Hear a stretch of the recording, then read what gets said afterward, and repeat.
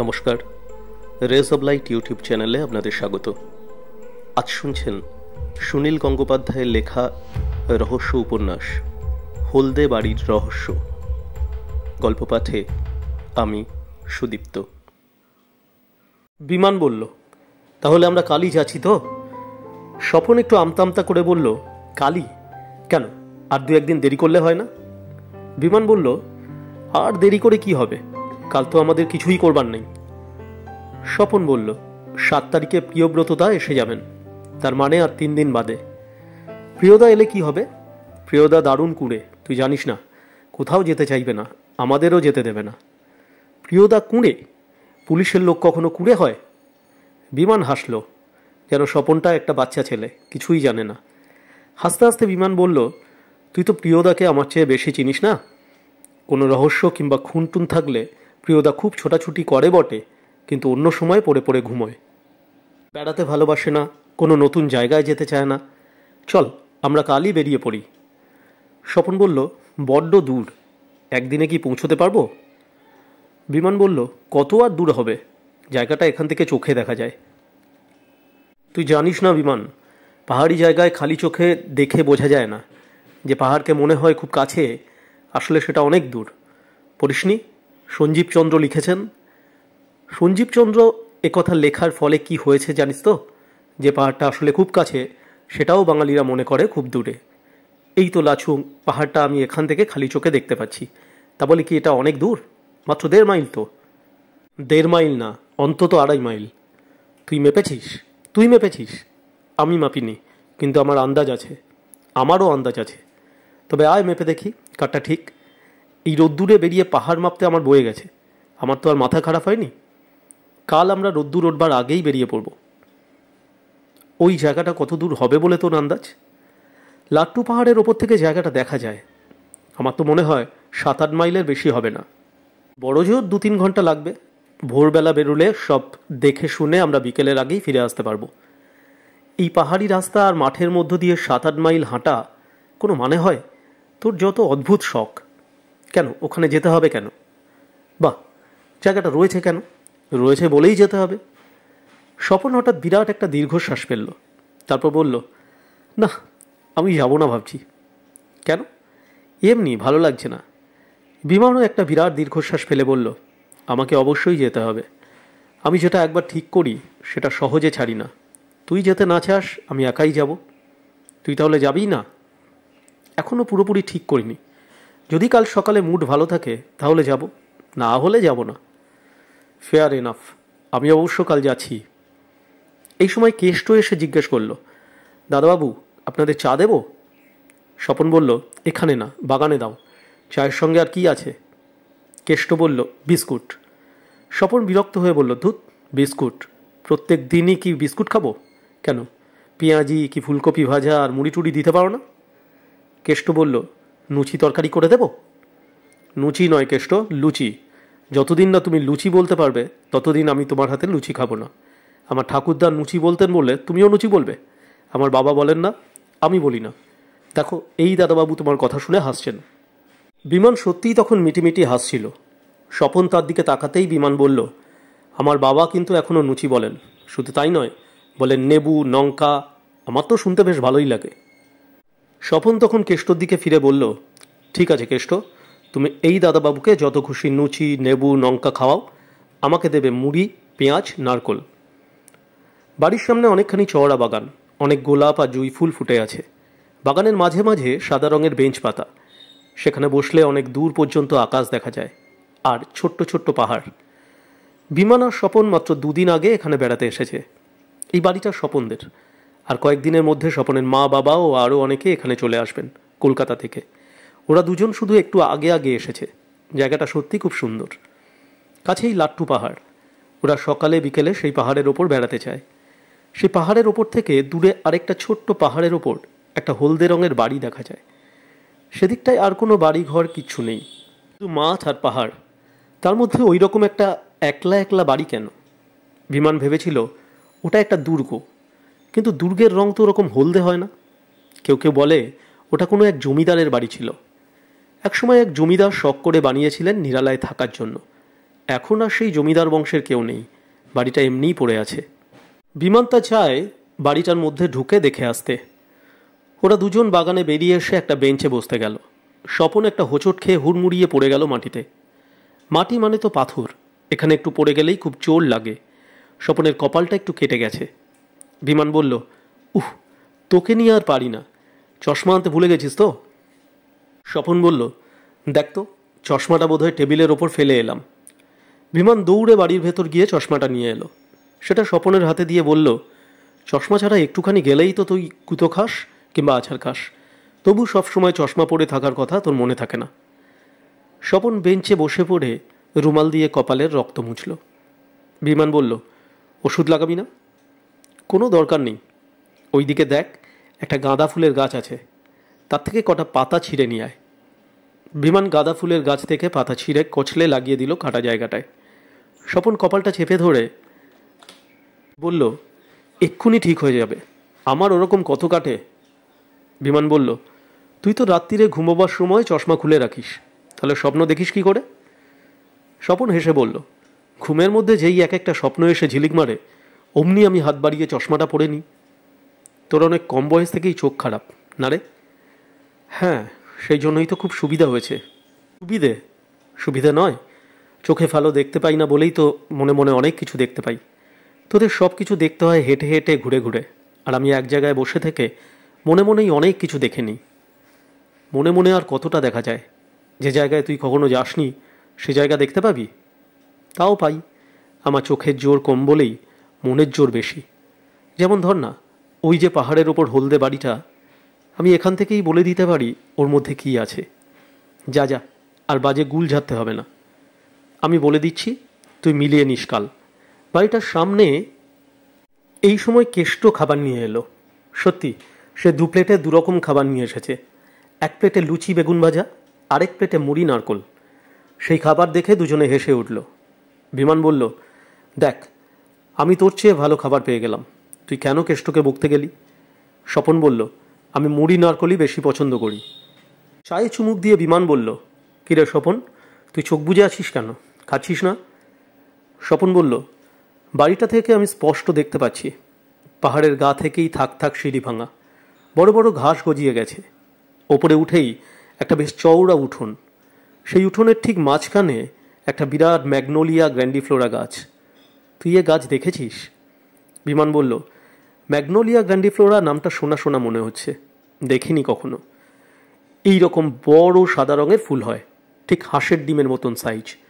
জমিদারটি খুব শৌখিন ছিলেন। তারপর উঠোন পেরিয়ে বাড়িটার মধ্যে ঢুকতে গেলে, না, তুই ঢুকতে তো পারবি না। সদর দরজার মস্ত বড় একটা তালা ঝোলানো, সেই তালাতে মরচে ধরে গেছে, তবু ভেঙে ফেলা সহজ নয়। তুই এত সব দেখতে পাচ্ছিস? একেবারে স্পষ্ট, ঠিক সিনেমার ছবির মতন। ও হ্যাঁ হ্যাঁ, তুই ঢুকতে পারবি ভেতরে, একটা উপায় আছে। বাড়িটার ডান দিকে একটু গেলেই দেখবি একটা ঘরের জানলা একদম ভাঙা, তার মধ্য দিয়ে ঢুকে পড়া যায়। সেই ঘরে ঢুকেই দেখবি ছাদের কাছে 2টো জলজলে চোখ, তার মানে ভূত। অত সহজে ভূত দেখা যায় না, ওই চোখ দুটো হুতম প্যাঁচার। ওই বাড়িতে হুতম প্যাঁচার বাসা আছে, সেটা এক পক্ষে খুব ভালো, তার মানে সাপ টাপ নেই।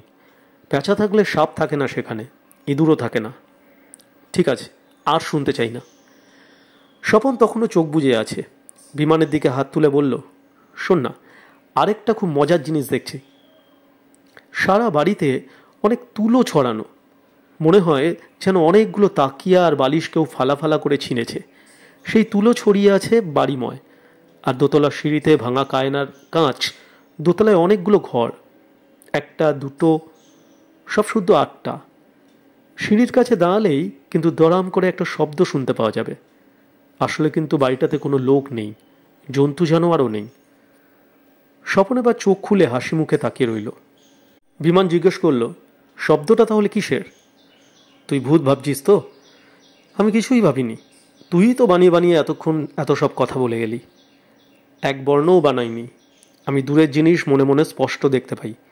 ছাদের দরজাটা খোলা, হাওয়ায় সেই দরজাটার দরাম দরাম করে আওয়াজ হয়। এই তো আছে বাড়িটার মধ্যে, আমি এখানে বসেই বলে দিলাম। তাহলে আর শুধু শুধু অত দূর যাবি কেন? কতটা গুল ঝাড়লি সেটা মিলিয়ে দেখার জন্য তো যাওয়া দরকার। ঠিক আছে, গিয়ে দেখিস, আমার প্রত্যেকটা কথা মিলে যাবে। তোর ভূত দেখার শখ তো, অত সহজে তাদের দেখা পাওয়া যায় না। ভূতরা এখন আর পৃথিবীতে থাকেই না। বিমান মনে মনে ভাবল, গত বছরই সে জলপাইগুড়িতে বুধ সিংয়ের ভূতকে দেখেছে, কিন্তু সে কথা স্বপন নিশ্চয়ই বিশ্বাস করবে না। তাই সে চুপ করে রইল। স্বপন বলল, দাঁড়া, আরও খবর তোকে জোগাড় করে দিচ্ছি। গলা চড়িয়ে সে ডাকলো, কেষ্ট, কেষ্ট। কেষ্ট এসে দাঁড়াতেই স্বপন জিজ্ঞেস করল, আচ্ছা কেষ্ট, দূরে পাহাড়ের ওপর যে হলদে বাড়িটা দেখা যায়, সেটাতে ভূত আছে? কেষ্ট বলল, কোনটা? পুতুলহাটের রাজার বাড়ি? ওটা আবার রাজার বাড়ি নাকি? বিমান বলল, তার মানে কোনো জমিদারের বাড়ি। আগেকার অনেক জমিদারকেই রাজা বলা হতো। এই শিমুলতলায় সেরকম জমিদারের অনেক বাড়ি আছে। স্বপন বলল, ওই বাড়িতে ভূত নেই কেষ্ট? কেষ্ট ভুরু কুঁচকে খানিকক্ষণ ভেবে নিয়ে বলল, না তো, শুনিনি তো দাদাবাবু। শোনোনি? ওই বাড়িতে কেউ যায়? অত দূরে কে যাবে? রাস্তাও তো নেই। রাস্তা নেই? তাহলে জমিদারবাবুরা যেতেন কি করে? তেনারা তো যেতেন হাতির পিঠে কিংবা পালকিতে, গাড়ি টাড়ি যেতে পারে না। এখানে তো আরও অনেক বাড়ি খালি পড়ে আছে, আর কোনো বাড়িতে ভূত নেই? কেষ্ট একগাল হেসে বলল, না দাদাবাবু, এদিকে ভূত কোথায়? স্বপন বলল, দেখলি দেখলি বিমান, আজকাল গ্রামের লোকরাও ভূত মানে না। তাহলে তুই আর কি দেখতে অত দূরে যাবি? এমনি ঠিক করেছি যখন যাব। তোকে ওই বাড়িটা যেন হাতছানি দিয়ে ডাকছে মনে হচ্ছে। বিমান বলল, বোধ হয় তাই। পরদিন খুব ভোরে বিমান চোখ মুখ ধুয়ে তৈরি হয়ে নিল। স্বপন তখনও ঘুমোচ্ছে, তাকে বিমান ডাকল না। স্বপনের যখন যাবার ইচ্ছা নেই, তখন তাকে বিমান শুধু শুধু জোর করবে কেন? সাদা প্যান্ট শার্ট আর বুট জুতো পরে কাঁধে ঝুলিয়ে নিল একটা ব্যাগ। তার মধ্যে এক প্যাকেট বিস্কুট, 4টে কমলা লেবু আর 1 বোতল জল। বিমানের কোমরে মোটা বেল্ট আর ডান পায়ের মোজার নিচে লুকোনো আছে একটা ব্লেড। প্রিয় বন্ধুর কাছ থেকে বিমান শিখেছে যে হঠাৎ বিপদে পড়লে এই দুটো জিনিস অনেক কাজে লাগে। বাড়ি থেকে বেরিয়ে এসে দেখল কেষ্ট এর মধ্যেই উঠে পড়ে বাগানের কাছে জল দিচ্ছে। বিমানকে দেখে সে একটু অবাক হয়ে জিজ্ঞেস করল, দাদাবাবু, কোথায় যাচ্ছেন এত সকালে? বিমান বলল, একটু ঘুরে আসছি। চা খাবেন না? না। শোনো কেষ্ট, আজ দুপুরেও কিছু খাবো না। বিকেলবেলা আমার জন্য জলখাবার তৈরি রেখো। দুপুরে খাবেন না? আজ যে মুরগি মাটন ভেবেছিলুম। স্বপন দাদাবাবু তো থাকছেন, তাকে দিও। কেষ্টর পছন্দ হলো না ব্যাপারটা। সে আরও কিছু বলতে যাচ্ছিল, কিন্তু বিমান ততক্ষণে বাগানের গেটের কাছে চলে গেছে। এখনও সূর্য ওঠেনি, কিন্তু সারা আকাশে ছড়িয়ে আছে নতুন আলো। ঠান্ডা শিশিরে হাওয়া দিচ্ছে, ঘাসগুলো শিশিরে ভেজা। হাঁটতে বেশ ভালো লাগছে বিমানের। স্বপনটা এলো না? সঙ্গে আরেকজন কেউ থাকলে বেশ ভালো হতো। স্বপন স্কুল থেকে বিমানের সঙ্গে পড়ে, এখনও কলেজে একই ক্লাসে পাশাপাশি বসে ওরা দুজনে। স্বপনের বেশ বুদ্ধি আছে, কিন্তু একদম হাঁটতে ভালোবাসে না। সবচেয়ে বেশি ভালোবাসে ঘুমোতে। ঘুমোক পড়ে পড়ে। একটুখানি হেঁটে আসার পর বিমান এক জায়গায় দাঁড়িয়ে দিক ঠিক করে নিল। সেই হলদে বাড়িটা এখান থেকে দেখা যায় না, সেই পাহাড়টাও দেখা যায় না। লাট্টু পাহাড়ের ওপর চড়লে তখন চোখে পড়ে। তা বলে এখন আর লাট্টু পাহাড়ের ওপরে চড়বার দরকার নেই। পাহাড়ের ডান দিক দিয়ে সোজা হেঁটে গেলে কয়েক মাইল পর নিশ্চয়ই সেই বাড়িটা দেখা যাবে। আজ একটুখানি এগোতেই বিমান পেছনে একটা চেঁচামেচি শুনতে পেল। ফিরে তাকিয়ে দেখল স্বপন ছুটতে ছুটতে আসছে আর তার নাম ধরে ডাকছে। কাছে এসে স্বপন বলল, তুই আচ্ছা ইডিয়েট তো, আমাকে কিছু না বলে চলে এসেছিস? বিমান বলল, বাহ, কাল সন্ধ্যাবেলায় তো সব বলা হয়ে গেছে, তাই তোকে আর ডাকলাম না। উফ, এত ভোরবেলা কোনো মানুষ ওঠে? চাটা খাওয়া হয়নি, কিচ্ছু না। চল চল চল, আগে চাটা খেয়ে নি। আমি আর যাবো না রে স্বপন, তুই গিয়ে চা খেয়ে নে না। স্বপন মুখ ভেঙচে বলল, আমি একলা একলা চা খাবো? তাহলে এতদূর ছুটতে ছুটতে এলাম কেন? বিমান হেসে বলল, তাই তো, এলি কেন? আমি না এলে তোর খুব মজা হতো, তাই না? যত ইচ্ছা গুল চালাতে পারতিস। তার মানে তুই এই মাঠ ফাটার মধ্যে খানিকটা ঘুরে টুরে এসে আমাকে বলতিস যে হলদে বাড়িটা দেখে এসছিস। কিন্তু আমি তো বাড়িটা দেখতেই বেরিয়েছি, তোর কাছে গল্প করবার জন্য। তো না হয় মেনেই নিলাম তুই হলদে বাড়িটা পর্যন্ত গেলি, কিন্তু কিছুই দেখতে পেলি না। এমনি সাধারণ একটা খালি বাড়ি, আমার কাছে এসে কি তা স্বীকার করতিস? বানিয়ে বানিয়ে বলতিস যে ভূত আছে, পেতনি আছে, সাপ আছে। আমি যা যা বলেছি তা কিছুই মেলেনি। সেই জন্য আমি নিজে তোর সঙ্গে গিয়ে চেক করে দেখতে চাই। ব্যস্ত, চল না। স্বপন তবু গজগজ করতে লাগলো।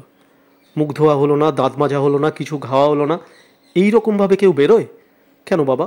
ভালো করে খেয়ে টেয়ে নিয়ে একটু পরে বেরোলে কি হতো? বেশি রোদ্দুর উঠে গেলে হাঁটতে কষ্ট হবে, খালি পেটে আরও বেশি কষ্ট হয়। আমার সঙ্গে বিস্কুট আর কমলা লেবু আছে, তাই খেয়ে নে। মুখ না ধুয়ে আমি খাবার খাবো? আমি কি জঙ্গলি নাকি? তুই নিম গাছ চিনিস? একটা নিম গাছ দেখলে তার একটা ডাল ভেঙে দিত। আমি ভাই নিম গাছ চিনি না। স্বপন একটা গাছের দিকে আঙুল দেখিয়ে বলল, এই তো একটা নিম গাছ, যা একটা ডাল ভেঙে নিয়ে আয়। বিমান বলল, তুই আনতে পারছিস না?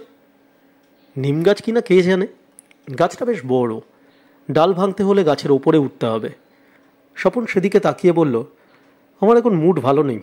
মুড ভালো না থাকলে আমার গাছে চড়তে ইচ্ছা করে না। আমি তোকে কোনোদিন গাছে চড়তে দেখিনি। দেখবি একদিন দেখবি, সেরকম একটা পছন্দসই খুব বড় গাছ পাই, তার মগ ডালে উঠে তোকে দেখাবো। এখন একটা ডাল ভেঙে নিয়ে আয়, যা। বিমান জুতো খুলে তত্তর করে গাছে উঠে গেল। তারপর একটা বেশ বড় ডাল ভেঙে সেটা ফেলে দিল স্বপনের মাথার উপরে। স্বপন তাড়াতাড়ি মাথাটা সরাতে যাওয়ায় তার চশমাটা খুলে পড়ে গেল মাটিতে। স্বপন চশমাটা তুলে নিয়ে দেখল ভেঙেছে কিনা। ভাঙেনি, কিন্তু চশমার একটা ডাঁটি একটু আলগা হয়ে গেছে। সে বলল, চশমাটা ভাঙলে আর আমার যাওয়াই হতো না। কি করছিলি বলতো? বিমান বলল, তোর এত কষ্ট করে যাওয়ার কি দরকার? তুই এখনও ফিরে যেতে পারিস। তুই একা যেতে চাইছিস কেন? তোর মতলবখানা কি? আমি কিছুতেই ফিরব না। স্বপন খানিকটা ডাল ভেঙে নিয়ে দাঁতন করল। তারপর বিমানের দিকে হাত নেড়ে বলল, বিমান বলল, কি? স্বপন মুখ বন্ধ করে ফেলেছে, আর কথা বলবে না। হাতের ভঙ্গি দিয়ে বোঝালো যে তার জল চাই। বিমানের ব্যাগে এক বোতল খাবার জল আছে, তা মুখ ধোয়ার জন্য নষ্ট করবে? কিন্তু উপায় কি? স্বপন ছাড়বে না। পুরো এক বোতল জল দিয়ে স্বপন মুখ চোখ ধুয়ে ফেলল। তারপর সে দুটো কমলা লেবু ও 5খানা বিস্কুট খেয়ে ফেলে বলল, চা ছাড়া কেউ বিস্কুট খেতে পারে? তোর যা বুদ্ধি বিমান, ফ্লাস্কে করে চা নিয়ে এলেই তো হতো। বিমান বলল, তুই বুদ্ধি করে সেটা আনলি না কেন? সে সময়টুকু দিলি কোথায়? ঘুম থেকে উঠেই তো দৌড়লাম, বললাম চল ফিরে যাই, আর একটু পথ দিয়ে বেরোবো। একবার যখন বেরিয়ে পড়েছি আর ফিরবো না কিছুতেই। কিন্তু কমলা লেবু আর বিস্কুট এখনই খেয়ে ফেললাম, দুপুরে কি খাবো? আরও বিস্কুট আছে। আবার বিস্কুট? এবার কিছুক্ষণ চুপচাপ করে হাঁটলো ওরা। এদিকে আর বাড়িঘর কিছু নেই, এবড়ো খেবড়ো মাঠ। হলদে বাড়িটা এখনও দেখা যাচ্ছে না। দূরে দূরে কয়েকটা ছোট ছোট পাহাড়। এদিককার মাটিতে চাষও হয় না, একটু একটু রোদ উঠেছে। যতদূর দেখা যায় ঢেউ খেলানো মাঠের মধ্যে ওরা দুজন মাত্র প্রাণী। আরও খানিকটা পথ যাবার পর স্বপন বলল, তোকে বলেছিলাম না 7-8 মাইলের অনেক বেশি? বিমান বলল, মোটেই না। আমরা কতটা আর এসছি, বড় জোর 2-3 মাইল। 1.5 ঘন্টা ধরে হাঁটছি, তাতে মোটে 2-3 মাইল হয়? তুই যা আস্তে হাঁটছিস তাতে আর কত বেশি হবে। কিন্তু সেই বাড়িটা এখনও দেখা যাচ্ছে না কেন? সে ব্যাপারে অবশ্য বিমানও একটু চিন্তিত। সত্যি বাড়িটা দেখা যাচ্ছে না। শিমুলতলা থেকে দেখা যায়, অথচ এতখানি রাস্তা হেঁটে এসেও সেটা আর চোখে পড়ছে না কেন? পথ ভুল হয়ে যায়নি তো? কিন্তু চাষবাস খুঁড়ে রাখালেও কোনো দিকেই সে বাড়ির চিহ্ন নেই।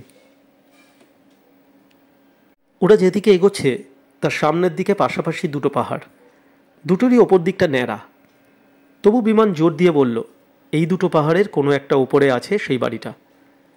স্বপন বলল, সেটা কি তবে অদৃশ্য হয়ে আছে, দেখা যাচ্ছে না কেন? হয়তো সেই বাড়িটা এর কোনো একটি পাহাড়ের পেছন দিকে, আমরা উঁচু থেকে দেখছি কি না তাই বুঝতে পারিনি। তাহলে একটা পাহাড় না পাওয়া গেলে আরেকটা পাহাড়ে উঠে দেখতে হবে। তা হতে পারে। ওই দুটো পাহাড়ে উঠতে গেলে বিকেলের আগে কিছুতেই হবে না। এর মধ্যে আমার আবার খিদে পেয়ে যাচ্ছে। এমন সময় একটা মোটা গলার গ্যাঁ আওয়াজ হতেই ওরা চমকে উঠল। ডান পাশে তাকিয়ে দেখল গাছতলায় দাঁড়িয়ে আছে একটা মোষ। তার পিঠের ওপর 9-10 বছরের একটা সাঁওতাল ছেলে। তার পেছন দিকে আরও কয়েকটা মোষ ঘাস খাচ্ছে। স্বপন বেশ খুশি হয়ে উঠল। সেদিকে ফিরে বলল, মোষের ডাকটা আমার এত মিষ্টি লাগলো, ঠিক মনে হলো যেন কোকিলের ডাক। কেন বুঝলি না? মোষ আছে, তার পিঠে একটা ছেলে বসে আছে, তার মানে কাছেই কোনো বাড়িঘর আছে, তার মানে সেখানে খাবার আছে, তার মানে দুপুরটা আর আমাদের না খেয়ে থাকতে হবে না। বিমান ছেলেটিকে জিজ্ঞেস করল, এই ভাই, ইধার গাঁও হ্যাঁ? ছেলেটি অবাক হয়ে ওদের দেখছে। কালো তেল চুকচুকে চেহারা। সে বলল, হ্যাঁ। কিধার? ছেলেটি নিজের পিঠের দিকে হাত দেখিয়ে বলল, উধার। স্বপন তক্ষুনি সেই দিকে পা বাড়াচ্ছিল। বিমান বলল, দাঁড়া দাঁড়া, ওটা তো উল্টো দিক হয়ে আছে, আবার অত দূর যাব? স্বপন বলল, বাহ, দুপুরে খেতে হবে না? সাঁওতালদের গ্রামে মুরগির মাংসের ঝোল আর ভাত, আহ দারুণ। বিমান ছেলেটিকে জিজ্ঞেস করল, এই ভাই, এখানে পাহাড়ের ওপর একটা বড় বাড়ি আছে না? কোন পাহাড়ের ওপর বলো তো? ছেলেটি বলল, কোঠি। কোঠি তো নেই ইধার। বিমান বলল, নেই, পাহাড় কা উপার। ছেলেটি বলল, পাহাড় কা উপার? ও তো দুদ্ধুবাবু কা মকান। দুদ্ধুবাবু? তিনি থাকেন ওই বাড়িতে? ছেলেটি দুদিকে মাথা নাড়ল। তিনি থাকেন না, তবে কে থাকেন?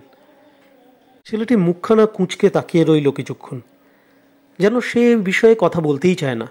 তারপর বিরক্তভাবে বলল, ওখানে এখন পরমাত্মারা থাকে। স্বপন এতক্ষণ চুপ করেছিল। এবার সে হেসে বলল, তার মানে কি বুঝলি তো বিমান? এবার আরম্ভ হলো ভূতের গল্প। এরা ভূতকে পরমাত্মা বলে। আগে থাকতেন দুদ্ধুবাবু, এখন থাকেন ভূতুবাবুরা, তাই না? ছেলেটা আর কিছু উত্তর না দিয়ে হেই হ্যাট বলে চেঁচিয়ে মোষটার পিঠে খোঁচা মারল। মোষটা চলতে শুরু করে দিল অমনি। স্বপন বলল, চল আমরা ওই গাঁয়ের দিকে যাই। বিমান বলল, আরে একটা কথা তো জানা হলো না, ছেলেটা চলে যাচ্ছে। দৌড়ে গিয়ে সে আবার ছেলেটার কাছে গিয়ে বলল, এই খোকা, ওই দুদ্ধুবাবুর মোকান কোন পাহাড়টার ওপর? ছেলেটি একটি পাহাড়ের ওপর আঙুল তুলে দেখিয়ে বলল, বহুত দূর হ্যায়। ঠিক হ্যায়। স্বপন এর মধ্যেই খানিকটা এগিয়ে গেছে। বিমান তার কাছাকাছি আসতেই স্বপন বলল, কাছাকাছি নিশ্চয়ই একটা নদী আছে। বিমান জিজ্ঞেস করল, কী করে জানলি? খুব বেশি দূরে নয়, 5 মিনিটের মধ্যে পেয়ে যাব। তুই কি আজকাল জ্যোতিষী হয়ে উঠলি নাকি? এর জন্য জ্যোতিষী হওয়ার দরকার হয় না, একটু চিন্তা করার ক্ষমতা থাকলেই বোঝা যায়।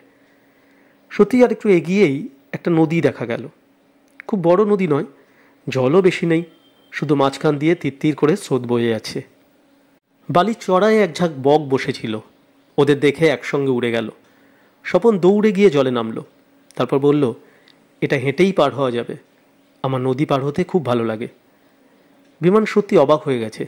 নদীটা দূর থেকে দেখা যায় না, তবু স্বপন এটার কথা জানল কি করে? ও কি আগে দেখেছিল?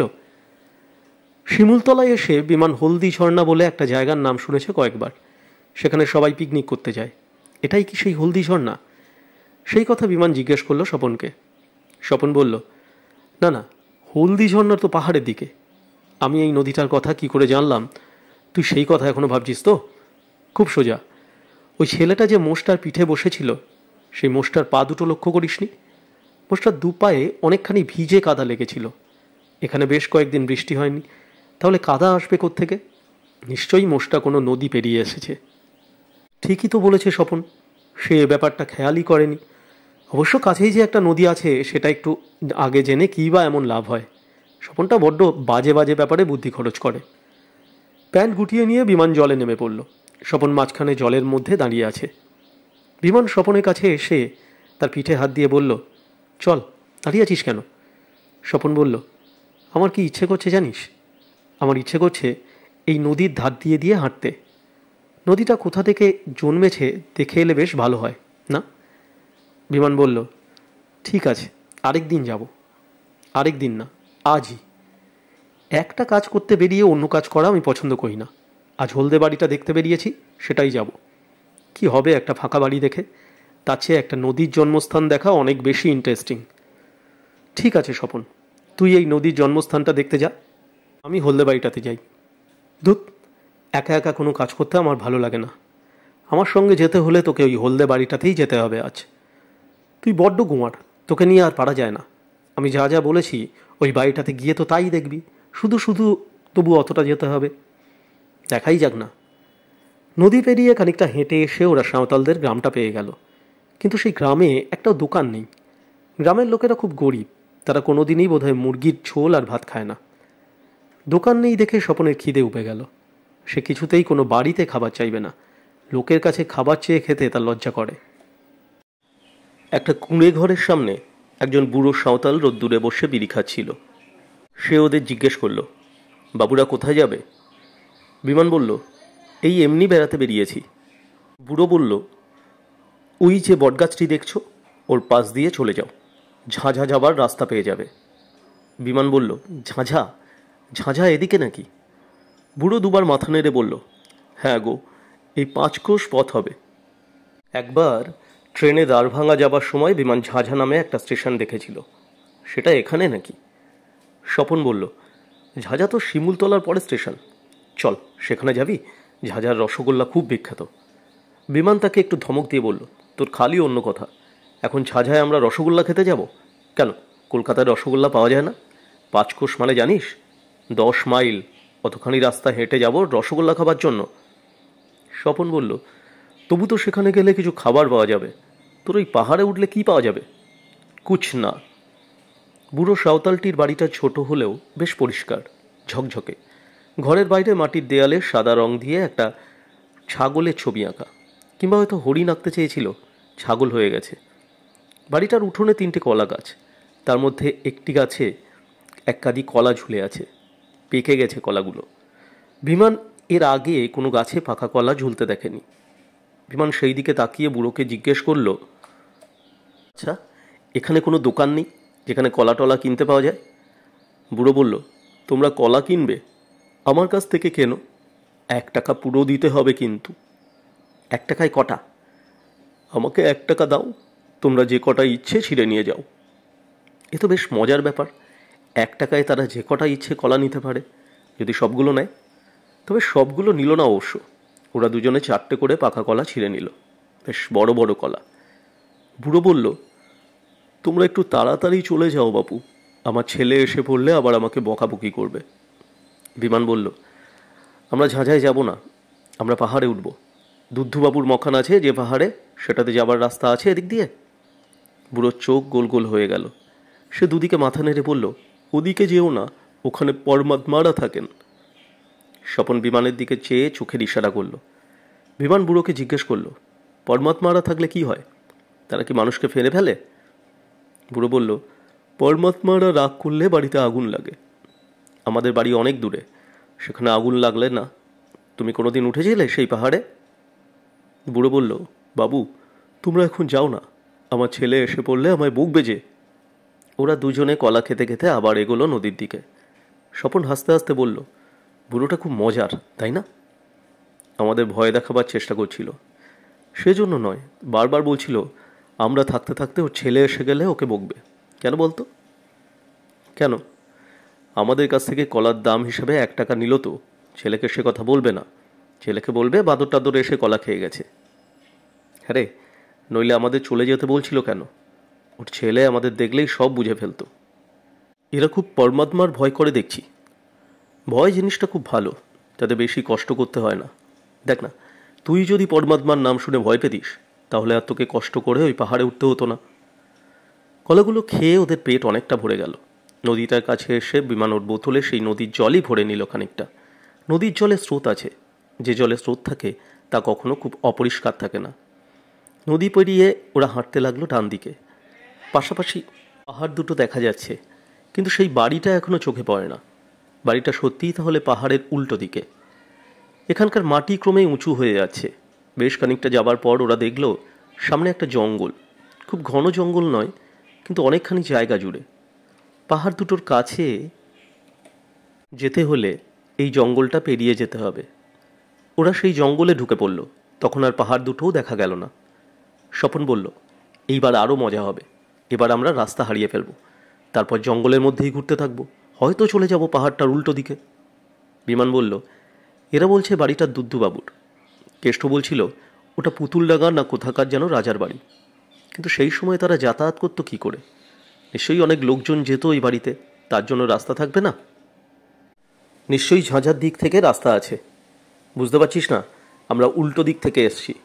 এদিক থেকে বাড়িটা দেখাই যায় না। চল, আমরা ফিরে যাই। কাল সকালে আমরা ট্রেনে করে ঝাঁঝা যাব, তারপর সেদিক থেকে ঠিক রাস্তা পেয়ে যাব। বিমান গম্ভীরভাবে বলল, আমি একবার বেরিয়ে পড়ে কখনো ফিরি না। ঠিক আছে, জঙ্গলের মধ্যে রাস্তা হারিয়ে ঘুরে মরবি, তখন ভালো হবে। কিছুতেই রাস্তা হারাবো না, আমি সোজা এইদিকে যাব, একটুও বেঁকবো না। গাছগুলো কি ভেদ করে চলে যাবি নাকি? পাশ কাটিয়ে যাব, কিন্তু কিছুতেই দিক বদলাবো না। জঙ্গলের মধ্যে কিছু দূর এগোতেই হঠাৎ দরাম করে একটা গুলির শব্দ হলো। অনেকগুলো পাখি উড়ে গেল ঝটপটিয়ে। গুলির শব্দ শুনে ওরা ভয় পাবার বদলে অবাকই হয়েছে বেশি। এই সাধারণ জঙ্গলে দিনের বেলা কে গুলি করবে? কোনো শিকারী এসেছে শিকার করতে? এই জঙ্গলে কি সেরকম কোনো জন্তু জানোয়ার আছে? দুই বন্ধু ছোকাছুকি করলো একবার। স্বপন বলল, নিশ্চয়ই বাঘ। বিমান বলল, গুলির শব্দটা কোন দিক থেকে এলো বলতো? স্বপন চারদিকে মাথা ঘোরালো। ঠিক বোঝা যায় না, শব্দ যেদিক থেকে আসে তার উল্টো দিক থেকে প্রতিধ্বনি বেশি হয়। স্বপন বলল, নিশ্চয়ই এখানে কেউ বাঘটাক শিকার করতে এসছে। আমরা হয় বাঘের সামনে পড়ব, না হয় শিকারির গুলি খেয়ে মরব। হয়তো বাঘ নয়, কেউ পাখির শিকারেও আসতে পারে, কিন্তু শিকারীকে জানিয়ে দেওয়া দরকার আমরা এখানে আছি। বিমান চেঁচিয়ে উঠতে যাচ্ছিল, তার আগেই স্বপন বলল, দেখ দেখ। সে একটা গাছের দিকে হাত তুলে দেখালো। গাছের গুড়ির খানিকটা চাকলা উড়ে গেছে এক্ষুনি, কারণ এখনও রস করাচ্ছে। গাছটা ওদের খুবই কাছে। স্বপন চোখ বড় বড় করে বিমানের দিকে তাকিয়ে বলল, গুলিটা কি তাহলে আমাদের দিকেই ছুঁড়েছিল? ফসকে গিয়ে এই গাছে লেগেছে? বিমান বলল, না, মানুষকে কেউ ইচ্ছে করে গুলি ছোড়ে, নিশ্চয়ই আমাদের দেখতে পায়নি। কিন্তু গুলিটা আমাদের গায়ে লাগলে কি হতো? মরে যেতাম, আর কি হতো? বোকা কোথাকার। স্বপন সঙ্গে সঙ্গে বিমানের হাত টেনে মাটিতে শুয়ে পড়ল। সেই টানের চোটে বিমান প্রায় ধড়াস করে পড়ে গেল মাটিতে। একটু রেগে গিয়ে বলল, এটা কি ব্যাপার হলো? স্বপন ফিস ফিস করে বলল, আবার যদি কেউ গুলি চালায়? মাটিতে শুয়ে পড়লে সহজে গুলির গায়ে লাগে না, জানিস না? আমি বোকা থাকতে চাই, মরতে চাই না। দুজনে উপুড় হয়ে শুয়ে রইল মাটিতে, কান খাড়া। কিন্তু আর কোনো শব্দ পাওয়া গেল না। গুলির আওয়াজ তো দূরের কথা, কোনো লোকের হাঁটা চলার আওয়াজও না, শুধু টি টি টি টি করে একটা পাখি ডাকছে। খানিকক্ষণ অপেক্ষা করার পর ওরা আবার উঠে দাঁড়ালো আস্তে আস্তে। খুব সাবধানে চারিদিকে তাকালো। না, কেউ নেই। স্বপন বলল, এবার কি আমাদের ফিরে যাওয়া উচিত না? বিমান সংক্ষেপে বলল, না। সে এগিয়ে গেল সামনের দিকে, ঠিক যেন মাটির ওপর একটা দাগ কাটা আছে সেই রকমভাবে সে সোজা হাঁটছে। স্বপনও তার সঙ্গে সঙ্গে এগিয়ে এলো। বিমান আর কোনো কথা বলছে না। স্বপন শুধু একবার জিজ্ঞেস করল, যদি এই বনে বাঘ থাকে? বিমান বলল, তুই চিড়িয়াখানার খাঁচার বাইরে আর কোথাও বাঘ দেখেছিস? না। তাহলে আজ আমাদের বাঘ দেখা হয়ে যাবে। আমরা বাঘ দেখব, আর বাঘও আমাদের দেখবে। তারপর? তুই বড্ড বাজে কথা বলিস স্বপন। আমার একদম মরে যেতে ভালো লাগে না। মরাও তো সহজ নয়। আচ্ছা, তুই জানলি কি করে যে মাটিতে শুয়ে পড়লে গায়ে গুলি লাগে না? বই পড়ে। বই পড়েই আমার সব কিছু জানতে বেশি ভালো লাগে। এমনকি বনের মধ্যে সত্যিকারের বাঘ দেখার বদলে বইতে বাঘের গল্প পড়া অনেক ভালো। আরও বেশ খানিকটা হেঁটে আসার পরও ওরা কোনো বাঘ দেখতে পেল না বটে, কিন্তু একজন মানুষকে দেখল। একটা শাল গাছে হেলান দিয়ে চুপ করে দাঁড়িয়ে আছে একজন লোক। তার কাঁধ থেকে ঝুলছে একটা বন্দুক। লোকটার খালি গা, কোমরে একটা ছোট্ট কাপড়। লোকটার কি দারুণ সুন্দর চেহারা। তার কালো রঙের শরীরটা যেন পাথরের তৈরি, মুখটা চকচক করছে। লোকটা ওদের দেখে একটুও নড়ল না, চলল না, একটা কথাও বলল না, এমনকি অন্যদিকে মুখ ফিরিয়ে রইল। ওরাও প্রথমে কোনো কথা বলল না। একটু দূরে লোকটাকে দেখে থমকে দাঁড়ালো। স্বপনের একবার শুধু মনে হয়েছিল লোকটা হয়তো কাঁধ থেকে বন্দুকটা নিয়ে আবার গুলি করবে, তাহলেই ও বিমানের হাত ধরে মাটিতে শুয়ে পড়বে। লোকটা কিন্তু বন্দুকটাও আর নামালো না। বিমান আস্তে আস্তে কাছে এগিয়ে এসে জিজ্ঞেস করল, আপ পাখি শিকার করতা হ্যায়? লোকটা কোনো উত্তর দিল না। স্বপন বলল, এখানকার সাঁওতালরা সবাই বাংলা বোঝে। তারপর সে নিজেই লোকটিকে জিজ্ঞেস করল, তুমি, মানে আপনি একটু আগে গুলি করেছিলেন? লোকটা তবুও কোনো উত্তর দিল না। বিমান বলল, আপনি এখানে দাঁড়িয়ে কি করছেন? তবু কোনো উত্তর নেই। একটু আগে কে গুলি করেছে? গুলি আমাদের গায়ে লাগতে পারত। লোকটি কিছুতেই একটা শব্দ করল না। ঠিক মনে হয় যেন পাথরের মূর্তি। পাথরের নয় অবশ্য, কারণ ওর নিঃশ্বাস পড়ছে। স্বপন বলল, লোকটা নিশ্চয়ই বোবা। যারা বোবা হয় তারা কালাও হয়। ও আমাদের কোনো কথা শুনতে পাচ্ছে না। বিমান বলল, একটা বোবা কালা লোক এখানে বন্দুক হাতে দাঁড়িয়ে আছে কেন? আরও কিছুক্ষণ পরে ওরা লোকটাকে অনেক প্রশ্ন করলো, অনেকভাবে চেষ্টা করলো কথা বলাবার, কিন্তু লোকটা একেবারে চুপ, একটু নড়াচড়াও করছে না। শেষ পর্যন্ত বিমান বিরক্ত হয়ে বলল, যাকে আর দেরি করবার কোনো মানে হয় না, চল আমরা যাই। লোকটাকে ফেলে রেখে ওরা আবার এগিয়ে গেল।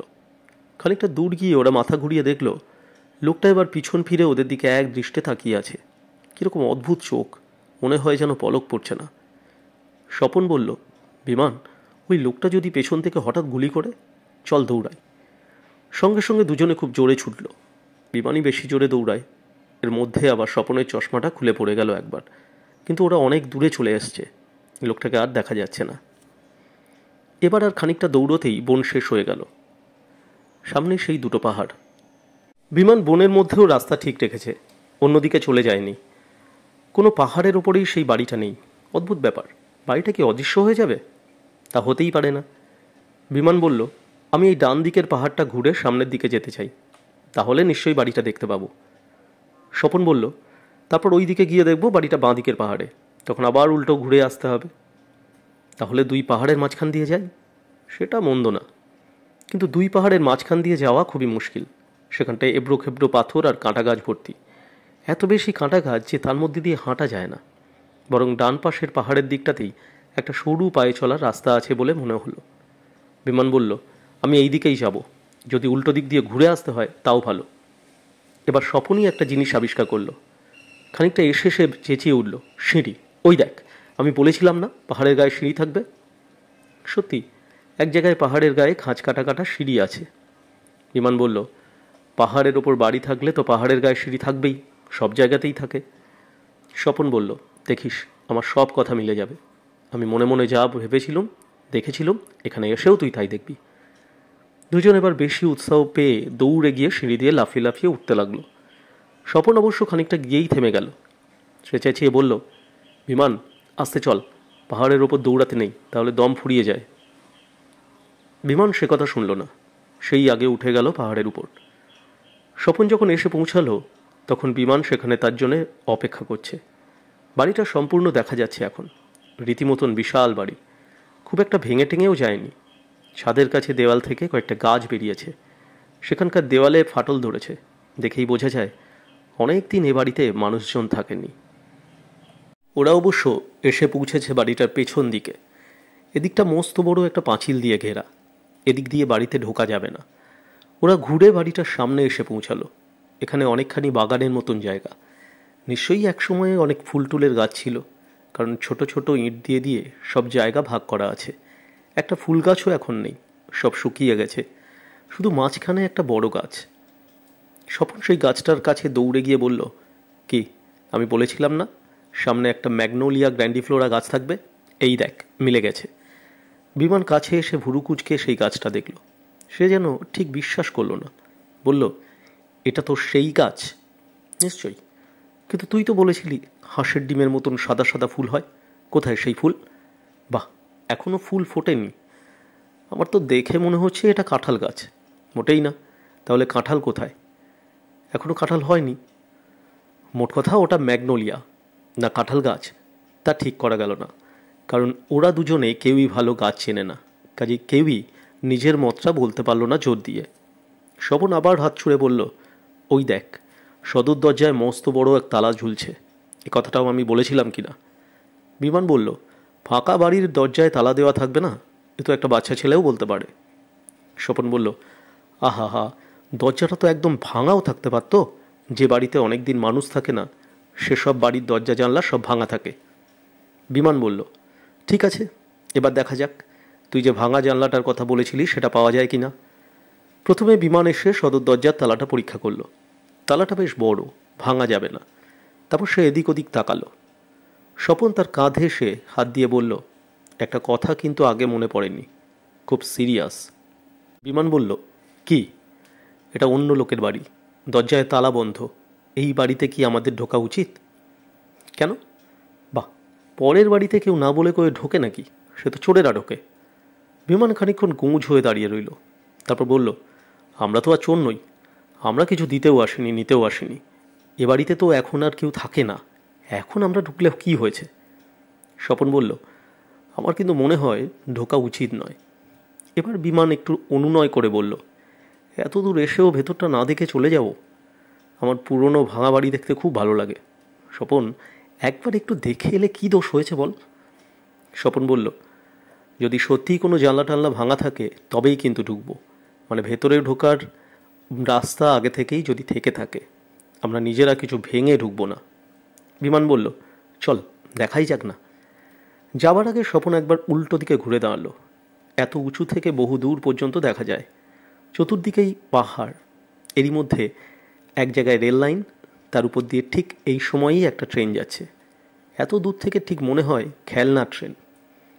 অনেক পাহাড়ই দেখা যাচ্ছে বটে, কিন্তু কোনোটা যে লাট্টু পাহাড় সেটা বোঝবার উপায় নেই। মাথার ওপর অনেকখানি ছড়ানো আকাশ, এখন একেবারে লক লক করছে দুপুরের রোদ। বিমানের কিন্তু আকাশ দেখার ধৈর্য নেই। সে বাড়িটার পাশের দিকে তাকালো। সদর দরজার দুপাশে দুটো জানলা, দুটোই বন্ধ। বিমান একটা জানলা টেনে দেখল, না, খোলা যাবে না। সামনের দালানে কয়েকটা মোটা মোটা থাম। সে থামের গায়ে পেন্সিলে কী সব হিজিবিজি লেখা। স্বপন সেগুলো পড়ার চেষ্টা করল। বাংলাতেই কতকগুলো লোকের নাম লেখা, জয়নন্দন, দেবকীপ্রসাদ, বুলা, কানাই। এক জায়গায় লেখা আছে শুক্রবার, দুপুর 1:30। স্বপন একটু চমকে গেল। আজও তো শুক্রবার, আর এখন দুপুর 1:30টার কাছাকাছিই হবে। দূরে ঘটাং করে একটা শব্দ হলো। বিমান চেঁচিয়ে ডাকল, এই স্বপন, এদিকে আয়। স্বপন দৌড়ে বাড়িটার ডান পাশে ঘুরে গিয়ে দেখল বিমান একটা খোলা জানলার সামনে দাঁড়িয়ে আছে। জানলাটার একটা শিকও নেই। স্বপন নিজেও এতটা আশা করেনি। তার সব কথা মিলেই আছে। সে সত্যিই চোখ বুঝলে অনেক কিছু দেখতে পায়, কিন্তু সবসময় তো সব জিনিস মেলে না। হায়ার সেকেন্ডারি পরীক্ষার আগের দিন সে চোখ বুঝে অনেকক্ষণ ধ্যান করার পর অঙ্কের কোয়েশ্চেন পেপারটা দেখতে পেয়েছিল পুরোপুরি, কিন্তু পরীক্ষার তার থেকে অঙ্ক এসেছিল মোটে 2টো। বিমান বলল, এই জানলাটা ধাক্কা দিতেই খুলে গেল, আয় ভেতরে ঢুকি। ঘরের ভেতরটা ঘুটঘুটে অন্ধকার। হঠাৎ স্বপনের একটু গা ছমছম করে। এর ভেতর কি আছে কে জানে। বিমানই প্রথমে পা বাড়ালো ভেতরে, তারপর সে হাততালি দিয়ে হুস হুস শব্দ করে উঠল। স্বপন জিজ্ঞেস করল, ওরকম করছিস কেন? দেখছি পেঁচা আছে কি না, তুই বলেছিলি না পেঁচা থাকবে। অন্ধকারের মধ্যে কোনো জলজলে চোখ দেখা গেল না, কিন্তু দূরে পাশের কোনো ঘরের রুনঝুন শব্দ হলো, যেন কাছের চুরির আওয়াজ। ওরা কান পেতে সেই শব্দ শুনল। শব্দটা অবশ্য থেমে গেল তক্ষুনি। স্বপন ফিসফিস করে জিজ্ঞেস করল, বাড়িতে অন্য লোক আছে মনে হচ্ছে।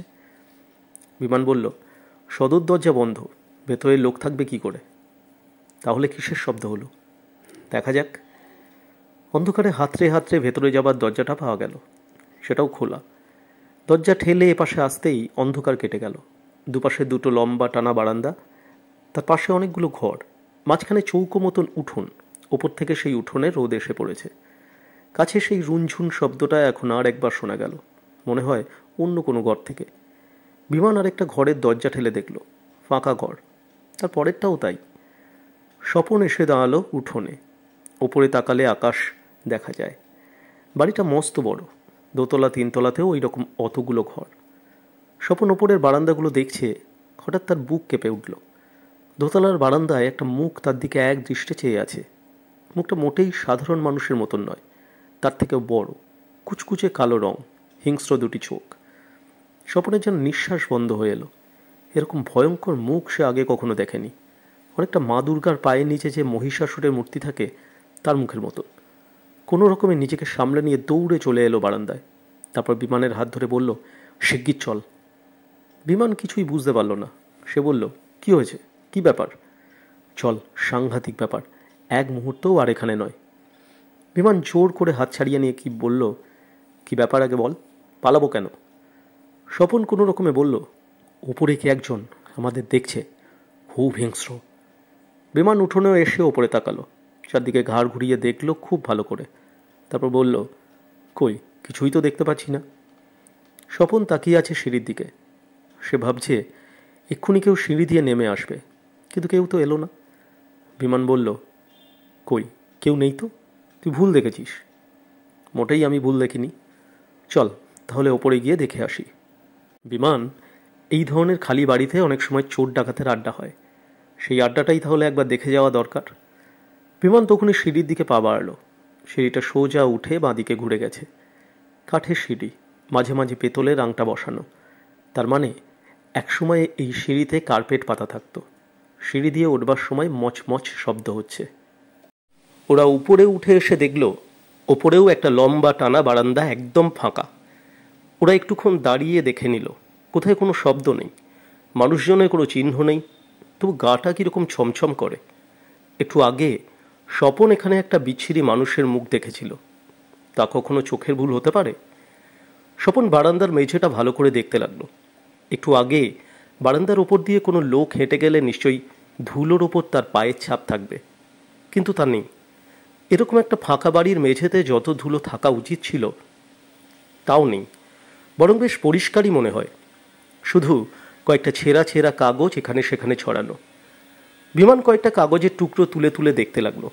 একটা বড় কাগজ তুলে নিয়েই সে বলল, এই দেখ স্বপন।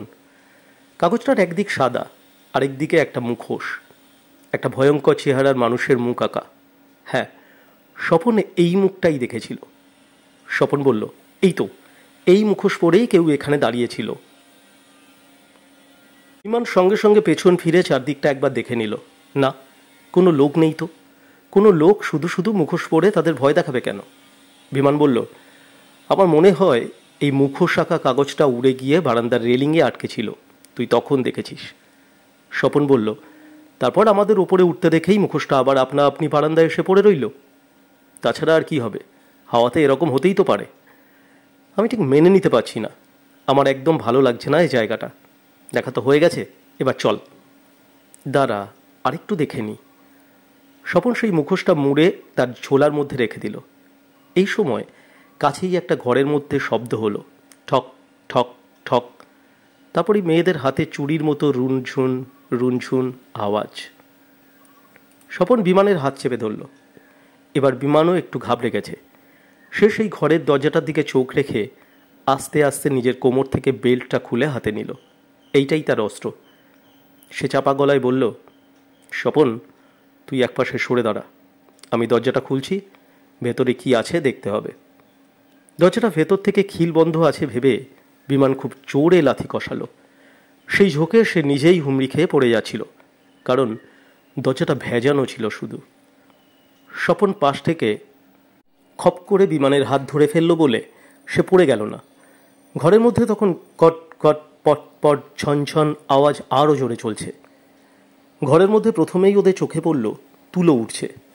একটা বড় গোল টেবিলের ওপর কয়েকটা তাকিয়া আর বালিশ রাখা, সেগুলো চারদিকে ফুটো হয়ে তুলো বেরিয়ে এসেছে।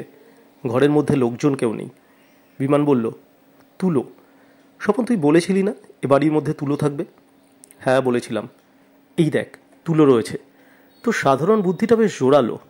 একটা খালি বাড়িতে কি কি থাকতে পারে তা তুই ঠিক আন্দাজ করতে পারিস। কিন্তু এটা খালি বাড়ি নয়।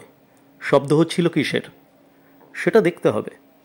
ওরা ঘরের মধ্যে পা বাড়াতেই বালিশের ফুটোর মধ্য থেকে বেরিয়ে দুটো বিরাট ইঁদুর মেঝেতে লাফিয়ে পড়ে পালালো। সারা মেঝেতে কাঁচ ছড়ানো, একটা বড় আয়নায় কাঁচের টুকরো। ইঁদুরগুলো তার উপর দিয়ে দৌড়াবার সময় রুনুঝুনু শব্দ হচ্ছে। বিমান বলল, সাবধান, এখানে অনেক ধাড়ি ধাড়ি ইঁদুর আছে। ঘরের কোনো একটা নর্দমার ঝাঁঝরি নেই। ইঁদুরগুলো সেই গর্তের মধ্যে ঢুকে যাচ্ছে।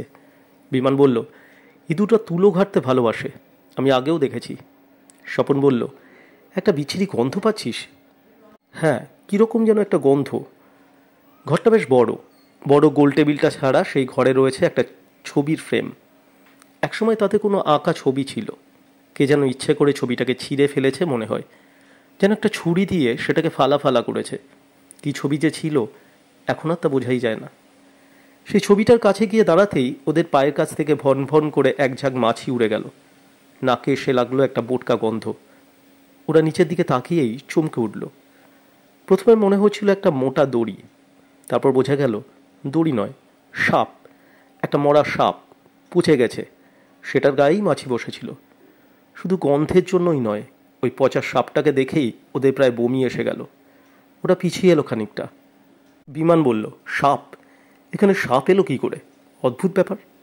স্বপন বলল, কেন, ফাঁকা বাড়িতে সাপ আসতে পারে না? ওই ইঁদুরগুলোকে খাওয়ার লোভে সাপ এসেছিল। দোতলার ওপর সাপ আসে? তাও ইঁদুরগুলো মরল না, সাপটাই মরে গেল। ইঁদুরগুলোই বোধহয় সবাই মিলে আক্রমণ করে ওকে মেরে ফেলেছে। অসম্ভব, ইঁদুরের সে সাহস হবে না কোনো দিন। তাহলে বোধহয় সাপটা অনেক ইঁদুর খেয়ে খেয়ে এমন পেট ভরিয়ে ফেলেছিল যে শেষকালে পেট ফেটে মরে গেছে। বা কেউ সাপটাকে পিটিয়ে মেরেছে। সাপ মেরে কেউ ঘরের মধ্যে রেখে দেয় না, তাহলে যে মেরেছে সে নিশ্চয়ই মরা সাপটাকে বাইরে ফেলে দিত। চল, এই ঘরের থেকে যাই। ক্যাচ করে একটা শব্দ হয়ে ঘরের দরজাটা বন্ধ হয়ে গেল। সেই সময় দুই বন্ধু দুজনের চোখের দিকে তাকালো। বাইরে থেকে কেউ দরজাটা বন্ধ করে দিয়েছে। এবার আর কোনো সন্দেহ নাই। বিমান দৌড়ে গেল দরজাটা খুলবার জন্য, আর স্বপন উফ শব্দ করে পা চেপে বসে পড়ল মাটিতে। তার পায়ে কি যেন কামড়ে দিয়েছে। একটা ইঁদুর দৌড়ে গেল তার পাশ দিয়ে। নর্দমা দিয়ে বিদুরগুলো আবার উঠে আসছে। বিমান সেদিকে চেয়ে বলল, বেল্ট স্বপন, বেল্ট খুলে ওদের মার। নিজের সে বেল্টটাকে চাবুকের মতন করে সপাসপ করে পেটাতে লাগলো ইঁদুরগুলোকে। সারা ঘর ইঁদুরের কিচকিচ আওয়াজে ভরে গেল। স্বপনও এবার উঠে দাঁড়িয়ে ইঁদুর পেটাতে শুরু করেছে। রীতিমতো একটা যুদ্ধ। একটু বাদে ইঁদুরগুলো আবার পালাতে লাগলো নর্দমা দিয়ে। দরজাটা টানতেই খুলে গেল। ওরা সাবধানে আগে একটু বাইরে মুখ বাড়িয়ে দেখে নিল কেউ আছে কিনা। কেউ নেই। তখন বাইরে বেরিয়ে এলো। বিমানের ভুরু কুঁচকে আছে। দরজাটা নিজে নিজেই হাওয়ায় বন্ধ হয়ে গেছে এটা সে মানতে পারছে না। ঠিক যেন মনে হলো কেউ দরজাটা টেনে বন্ধ করলো। সে বলল, ব্যাপারটা বুঝতে পারছি না রে স্বপন। এ বাড়িতে সত্যিই কি কোনো মানুষ আছে? কেউ থাকলে এতক্ষণ আমরা টের পেতাম না। স্বপন বলল, তাহলে এসব কাণ্ড হচ্ছে কি করে?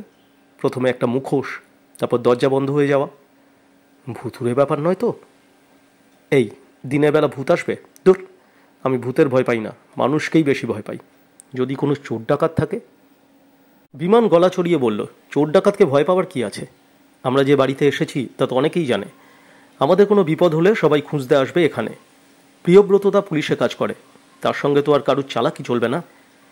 একথা বলে বিমান চুপ করে গেল। তার এরকম চেঁচিয়ে কথা বলার উদ্দেশ্য স্বপন বুঝে নিয়েছে। যদি কাছাকাছি কেউ থাকে তাহলে কথাগুলো শুনবে। ওরা কান পেতে রইল না, তবুও কোনো লোকজনের সাড়া পাওয়া গেল না। সামনে পরপর অনেকগুলো ঘর, দরজাগুলো বন্ধ, যদিও বাইরে থেকে তালা দেওয়া নেই। প্রত্যেকটা ঘরের মধ্যেই যেন কোনো রহস্য আছে। একতলা চেয়ে এই দোতলাতেই বেশি গা ছমছম করা ভাব। আড়াল থেকে কেউ যেন ওদের দেখছে। বিমান বারান্দার এপাশ থেকে ওপাশ পর্যন্ত হেঁটে গেল। প্রায় 10খানা ঘর আছে এখানে। বারান্দার একেবারে ওপাশে একটা দরজা খোলা, সেখানে কোনো ঘর নেই, একটা ছোট ছাদ। বিমান বলল, স্বপন এদিকে আয়, এখান থেকে বাইরেটা দেখা যাবে। স্বপনের বাঁ পায়ের কোড়ে আঙুলে ইঁদুরটা কামড়ে দিয়েছিল, সেখানটা বেশ জ্বালা করছে। একটা কিছু ওষুধ লাগালে হতো। ছাদটা গোল ধরনের, সামনের দিকটায় কাঠের রেলিং। বিমান সেই রেলিংয়ের কাছে গিয়ে বাইরেটা দেখতে যাচ্ছে। স্বপন পেছন থেকে চেঁচিয়ে উঠল, এই বিমান, ওদিকে যাস না। বিমান অবাক হয়ে জিজ্ঞেস করলো, কেন, কি হয়েছে? যাস না বলছি। বিমান তবু সে কথা না শুনে রেলিংটা ধরে ঝুঁকতে যেতেই রেলিংয়ের খানিকটা অংশ হুড়মুড় করে ভেঙে পড়ল নিচে। বিমানও সেই সঙ্গে পড়ে যাচ্ছিল। স্বপন পেছন থেকে দৌড়ে তার জামাটা খামচে ধরল। ফ্যাস করে জামাটা ছিঁড়ে গেল। খানিকটা অংশ থেকে গেল স্বপনের হাতে। তবু সেইটুকু বাধা পাওয়াতেই বিমান সোজা নিচে পড়ল না।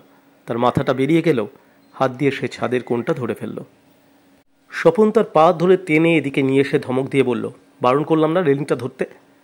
বিমানের বুকটা ধকধক করছে। এখান থেকে নিচে পড়লে আর দেখতে হতো না। সে কল্পনাই করতে পারেনি যে রেলিংটা হঠাৎ এরকমভাবে ভেঙে পড়তে পারে। সে স্বপনকে জিজ্ঞেস করল, স্বপন তুই আগে থেকে কি করে বুঝলি? তুই কেন আমাকে ওখানে যেতে বারণ করলি রে? স্বপন বলল, কি জানি, আমার হঠাৎ মনে হলো ওখানে কিছু একটা বিপদ আছে। পুরনো কাঠের রেলিং বৃষ্টিতে ভিজে ভিজে পচে গেছে, কিন্তু দেখে তো বেশ শক্ত মনে হচ্ছিল। আমি ঠিক বুঝতে পেরেছিলুম। তুই কি করে এত সব বুঝতে পারিস? যাকে চল এবার যাই, আমার শখ মিটে গেছে, আর এখানে থাকতে চাই না। বাঁচলুম, আমিও আর এখানে এক মুহূর্তও থাকতে চাই না। ছাদটা থেকে বেরিয়ে আবার ওরা বারান্দায় এলো। এবার দেখা গেল ওদের ঠিক পাশের ঘরটারই দরজা খোলা। একটু আগে ওরা দরজাটা বন্ধ দেখেছিল। এই বাড়ির হাওয়া তো খুব অদ্ভুত, যখন তখন দরজা খোলে আর বন্ধ হয়। দরজাটা এমনভাবে খোলা যে মনে হয় যেন ঘরটা ওদের ডাকছে ভেতরে ঢুকে দেখবার জন্য। বিমান দরজা দিয়ে ঘরটার মধ্যে শুধু মুখ বাড়ল। স্বপন তার হাত টেনে ধরে বলল, আর দরকার নেই, চল। বিমান বলল, দেখ একটা অদ্ভুত জিনিস। সত্যি ব্যাপারটা অদ্ভুত। ঘরটার এক কোণে একটা বিছানা পাতা, সেই বিছানায় শুয়ে আছে একটা কুকুর। এই ঘরের ভেতরের দিকেও একটা দরজা আছে যা দিয়ে পাশের ঘরে যাওয়া যায়। সেই ঘরটা অন্ধকার। কুকুরটা ওদের দেখে উঠল না, জল জলে চোখে তাকালো। স্বপন বলল, বোধহয় বাইরে থেকে একটা কুকুর এসে এখানে ঢুকে পড়েছে। বিমান বলল, কুকুরটা কি এইমাত্র এলো? এত ঘর থাকতে এই ঘরেই কেন? কে ওর জন্য বিছানা পেতে রেখেছে? কুকুরের জন্য বিছানা? মাথায় বালিশ পর্যন্ত রয়েছে। বিমান বেলটা আবার হাতের মুঠোয় ধরে রাখল। বলা যায় না, কুকুরটা পাগলও হতে পারে। স্বপন বলল, চল না, আর দাঁড়িয়ে থেকে কী লাভ? কুকুরের জন্য কে বিছানা পেতে রেখেছে তা আমি দেখতে চাই। বিমান ঘরের মধ্যে পা দিতেই কুকুরটা বিছানা থেকে উঠে দাঁড়ালো। সাধারণ দিশি কুকুর, খুব একটা গাঁট্টা গোট্টাও নয়। কুকুরটা কিন্তু ওদের দিকে তেড়ে এলো না। খানিকক্ষণ ওদের দিকে চেয়ে রইল। চোখের ভাব দেখলে মনে হয় যেন সে বলতে চাইছে, কেন আমাকে বিরক্ত করতে এসেছ? তারপর সে নিজেই শান্তভাবে লেজ গুটিয়ে মাঝখানের দরজাটা দিয়ে পাশের ঘরে চলে গেল। বিমান বিছানাটার কাছে গিয়ে দাঁড়ালো। বিছানাটা অবশ্য বহু পুরনো, অনেক দিন আগে কেউ পেতে রেখে গেছে। কিন্তু বাড়ি ছেড়ে যাবার সময় তো কেউ বিছানা পেতে রেখে যায় না। বিছানার চাদরে বালিশে শ্যাওলা ধরে গেছে। অনেক দিন এখানে কোনো মানুষ শোয় না, তা বোঝা যায়। কুকুরটাও কি আজই প্রথম এলো? বিমান বলল, কুকুরটা কেন এখানে এলো বলতো? আমাদের গন্ধ শুকে শুকে এসেছে? স্বপন বলল, খালি বাড়িতে অনেক সময়ই এরকম কুকুর এসে ঢুকে পড়ে, কিন্তু যেখানে মানুষ থাকে না সেখানে কুকুররা খাবার পাবে কি করে? এখানে কি কুকুরের কোনো খাদ্য আছে? খাবার বাইরে গিয়ে খেয়ে আসে, বাইরে খাবার খায় আর এখানে বিছানায় শুতে আসে। কোনোদিন শুনেছি সেরকম কথা? কুকুরটা গেল কোথায়? বিমান মাঝখানের দরজাটা দিয়ে অন্য ঘরটায় উঁকি দিল। এ ঘরের দরজা জানলা সব বন্ধ, ভেতরে কিছু দেখা যায় না। শুধু এক কোণে জল জল করছে দুটো চোখ। অন্ধকারে সেই চোখ দুটো ভয়ঙ্কর দেখায়।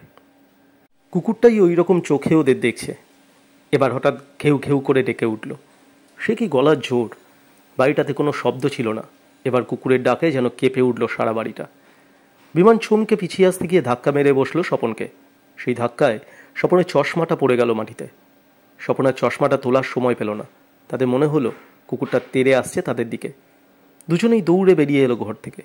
কুকুরটাও দারুণ জোরে জোরে রেখে যাচ্ছে। বিমান বলল, স্বপন, দৌড়ে নিচে নেমে চল। স্বপন বলল, আমি দৌড়াবো কি করে? তুই আমার চশমাটা ফেলে দিলি। চশমা ছাড়া আমি কিছু দেখতে পাচ্ছি না। চশমাটা নিয়ে আসতেই হবে। বিমান বলল, এই রে, আবার ঢুকতে হবে ওই ঘরে? কুকুরটা যদি পাগলা হয়? স্বপন বলল, তা বলে আমি চশমাটা ফেলে মোটেই যাব না। আমার মনে হয় ওই অন্ধকার ঘরটাতে এমন কিছু আছে কুকুরটা যা পাহাড়ে দিচ্ছে। আমাদের ওই ঘরটায় ঢুকতে দিতে চায় না। আমার চশমাটা তো পড়েছে এই ঘরে, আমি নিয়ে আসছি। কিন্তু স্বপনকে একলা ওই ঘরে ঢুকতে দেওয়াই ভুল হলো বিমানের। চশমা ছাড়া ও কিছু দেখতে পায় না চোখে। ঘরের মধ্যে ঢুকেই ও হোঁচট খেয়ে হুমড়ি খেয়ে পড়ল। সঙ্গে সঙ্গে কুকুরটাও লাফিয়ে এসে পড়ল ওর ঘাড়ে। বিমান সঙ্গে সঙ্গে ছুটে গিয়ে বেল চালাতে লাগলো কুকুরটার উপর। কুকুরটা তখন স্বপনকে ছেড়ে বিমানকে আক্রমণ করলো। ছাড়া পেয়ে স্বপন মাটি হাতড়াতে লাগলো। চশমাটা তার আগে চাই। বিছানাটার ওপরে পেয়ে গেল চশমাটা। ভাগ্যিস বিছানার ওপর পড়েছিল, তাই ভাঙেনি। চশমাটা পরে নিয়ে স্বপন ঘুরে তাকিয়ে দেখল কুকুরটা বিমানের একটা পা কামড়ে ধরেছে। বিমান যদিও সপ করে তাকে বেল্ট দিয়ে পেটাচ্ছে, তবু সে ছাড়ছে না। ফুটবল খেলোয়াড়ের ভঙ্গিতে ছুটে এসে স্বপন কুকুরটার পেটে এক লাথি কষালো দারুণ জোরে। কুকুরটা ছিটকে গিয়ে পড়ল দেওয়ালে। সে বিমানের হাত ধরে বলল, ছোট। কুকুরটা সঙ্গে সঙ্গে আবার তাড়া করে এসেছে। পুরো বারান্দাটা ওরা ছুটে পার হবার আগেই কুকুরটা ওদের ধরে ফেলবে। ডান দিকে একটা ছাদে ওটা সিঁড়ি দেখে ওরা সেটা দিয়েই উঠে পড়ল। কুকুরটাও সঙ্গে সঙ্গে আসছে। ওরা দুজনে একসঙ্গে বেল পেটা করে আটকাচ্ছে সেটাকে। ছাদের দরজার কাছে এসে যদি দেখতো দরজাটা বন্ধ, তাহলে আর ওদের বাঁচবার কোনো উপায়ই থাকতো না। ভাগ্যিস দরজাটা খোলা ছিল। কুকুরটাকে বাইরে রেখে ওরা কোনো রকমে দরজাটা বন্ধ করে দিল ছাদে উঠে। কুকুরটা প্রচণ্ডভাবে ডাকতে লাগলো। ছাদটা বিরাট বড়, ইচ্ছে করলে ফুটবল খেলা যায়। এর ওপরেও একটা গম্বুজ রয়েছে, দুর্গতে যেরকম থাকে। ওরা দুজনে সেই গম্বুজের সিঁড়িতে বসে হাঁপাতে লাগলো। বিমানের পায়ে কুকুরের পায়ের দাগ বসে গেছে, রক্ত ঝরছে সেখান থেকে। আর একটু হলে বোধহয় মাংস ছিঁড়ে নিত। বিমানের ব্যথা করছে খুব, কিন্তু মুখে কিছু বলছে না। স্বপন বলল, কুকুরটা এমন অদ্ভুত ব্যবহার করলো কেন বলতো? প্রথমে আমাদের দেখে শান্ত হয়েছিল, তারপর হঠাৎ কীরকম রেগে গেল। বিমান বলল, নিশ্চয়ই পাগলা কুকুর। পাগলা কুকুরে কামড়ালে জলাতঙ্ক রোগ হয়। কি হবে তাহলে? স্বপন বলল, ফিরে গিয়ে ইঞ্জেকশন নিয়ে নিলেই হবে। কিন্তু ফিরবো কি করে? সিঁড়ি দিয়ে নামতে গেলেই তো কুকুরটা আবার কামড়াবে। একটা কিছু ব্যবস্থা করতেই হবে। তখন তোকে বললাম তাড়াতাড়ি নেমে যেতে। বিছানায় একটা কুকুরকে শুয়ে থাকতে দেখেও চলে যাওয়া যায়? তোর মাথার ওপরও তো ওটা ঝাঁপিয়ে পড়েছিল, তোকে কামড়েছে না বোধহয়। স্বপন মাথাটা ঝুঁকিয়ে দেখালো। স্বপনের ঘাড়ে কয়েকটা নখের আঁচড়ের দাগ আছে, কিন্তু কুকুরটা ওকে কামড়াতে পারেনি। বিমান এমনিতে খুব সাহসী ছেলে হলেও কুকুরের ব্যাপারে খুব ভয় পায়। এই কুকুরটা পাগলা হলে তো আর রক্ষে নেই। 12টা ইঞ্জেকশন নিতে হবে বিমানকে। ইঞ্জেকশন নিতে তার একটুও ভালো লাগে না। এবার ফেরা যাবে কি করে? একটুক্ষণ বিশ্রাম নিয়ে ওরা পুরো ছাদটা ঘুরে দেখল। যদি অন্য কোনো দিক দিয়ে নেমে যাওয়ার উপায় থাকে? না, নেই। সেরকম কোনো পাইপও নেই যাবে নেমে যাওয়া যায়। যেতে হবে ওই দরজা দিয়েই। সেখানে এখনও কুকুরটা ডাকছে। বিমান বলল, চল এই গম্বুজটায় উঠে দেখি একবার। গম্বুজটা গোল, প্রায় 1.5 তলার সমান উঁচু। ছোট্ট একটা দরজা রয়েছে, কিন্তু সেটা তালাবন্ধ। তাহলেও দরজাটা একটু ঠেলে ফাঁক করা যায়। ভেতরে দেখা যায় ঘোরানো সিঁড়ি। বিমান বলল, এ বাড়িতে আর কোনো ঘর তালাবন্ধ নেই, শুধু এখানে একটা তালা ঝুলছে কেন? স্বপন বলল, বোধহয় অনেক আগে থেকেই তালাবন্ধ ছিল। যখন এ বাড়িতে লোকজন থাকতো, তখন কোনো বাচ্চা ছেলে যাতে হঠাৎ একা একা এটাতে না উঠে পড়ে। তালাটা ভাঙবো? ছোট তালা, মরচে ধরে গেছে, ভেঙে ফেলা যায় সহজেই। কিন্তু অন্যের বাড়ি তালা ভাঙা কি উচিত? দেখ স্বপন, এতক্ষণে নিশ্চয়ই বোঝা গেছে যে বাড়িতে কোনো লোক থাকে না। কি করে বোঝা গেল? কুকুরটার ওই রকম চেঁচামেচি শুনে কেউ না কেউ বেরিয়ে আসতোই। আর যদি চোর ডাকাতের রাস্তা না হয়ে থাকে, তাহলে তারাও এতক্ষণে ইচ্ছা করলে ধরে ফেলতো আমাদের। হয়তো তারা লুকিয়ে লুকিয়ে আমাদের লক্ষ্য করছে। আমার আরেকটা কথা কি মনে হচ্ছে জানিস বিমান? আমরা ছাদে এসে ভুল করেছি খুব। এখন আর আমাদের পালাবার পথ নেই। মনে কর, এখন যদি কেউ ছাদের দরজাটা ওপাশ থেকে বন্ধ করে দেয়, তাহলে আমাদের কি উপায় হবে? এইখানেই দিনের পর দিন না খেয়ে আমাদের শুকিয়ে মরতে হবে। আমাদের শুধু শুধু মেরে কারুর লাভ কি? না, তুই এমনি এমনি ভয় পাচ্ছিস। লোকজন নেই এখানে। চল ছাদের দরজাটা একটু দেখে আসি তবু। কুকুরটা তখনও দরজার ওপাশে ঘেউ ঘেউ করছে। বড্ড একগুঁয়ে কুকুর ওটা, কিছুতেই ও জায়গা থেকে সরবে না মনে হয়। বিমানরা দরজার এপাশ থেকে শিকল দিয়ে দিয়েছে। দরজাটার মাঝখানে একটু ফাঁক আছে।